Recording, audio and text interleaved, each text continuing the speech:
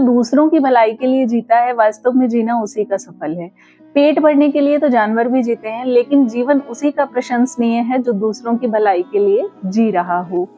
एक बार दुर्योधन ने ये घोषणा करवाई कि भाई कर्ण की जो दानवीरता है उसकी कहानी तो आपने बहुत ज्यादा सुनी होगी, लेकिन मैं कर्ण से भी अधिक दानवीर हूँ और जो कोई भी व्यक्ति मुझसे कुछ भी मांगना चाहता है वो मांग ले।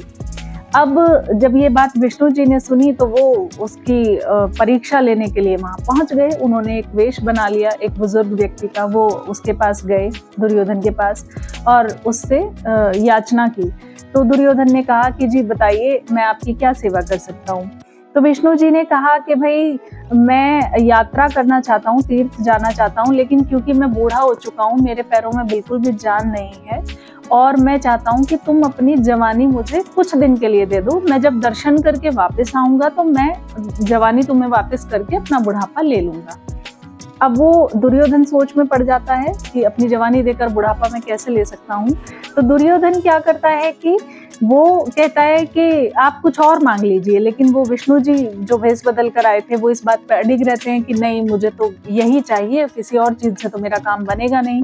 तो उसका जवाब दुर्योधन देता है कि ठीक है, मेरे जीवन पर मेरी पत्नी का भी अधिकार है, तो मैं उससे पूछ कर आता हूँ। वो अपनी पत्नी के पास जाता है। उसकी पत्नी कहती है कि देखो ये तो बिल्कुल बेवकूफ़ी भरी बात होगी कि इस उम्र में, जवानी की उम्र में आप बुढ़ापे में आ जाओ, फिर मेरा क्या होगा, तो आप उनको मना कर दीजिए। वो जाकर उनको मना कर देते हैं। अब विष्णु जी जाते हैं कर्ण के पास। बिल्कुल वही बात विष्णु जी कर्ण से कहते हैं कि भाई मुझे तीर्थ यात्रा करनी है और मैं वापसी में आपको आपकी जवानी लौटा दूंगा, मुझे सिर्फ इतने समय के लिए आपकी जवानी चाहिए। कर्ण कहते हैं कि ठीक है प्रभु, आपने ये तो बहुत छोटी सी चीज मांगी है प्रभु, यदि आप मुझसे ये हमेशा के लिए भी मांग लेते तो भी मुझे कोई आपत्ति नहीं होती। इस पर विष्णु जी कहते हैं कि भाई तुम्हारे जीवन पर तुम्हारी पत्नी का भी अधिकार है, एक बार उससे तो बात कर लो। वो कहते हैं, कर्ण कहते हैं कि नहीं, मुझे उससे पूछने की आवश्यकता नहीं है, मैं जानता हूँ कि उसका उत्तर क्या होगा, फिर भी आपकी तसल्ली के लिए मैं अपनी पत्नी से पूछ लेता हूँ। वो अपनी पत्नी के पास जाते हैं। कर्ण की पत्नी कहती हैं कि प्रभु इस इतने अच्छे कार्य के लिए आपको मुझसे पूछने की क्या आवश्यकता थी, ये तो आपको तुरंत दे देना चाहिए था, ये कार्य तो आपको वहीं कर देना चाहिए था। इसके बाद कर्ण जाकर अपनी पत्नी के जो वाक्य थे वो विष्णु जी को बता देते हैं।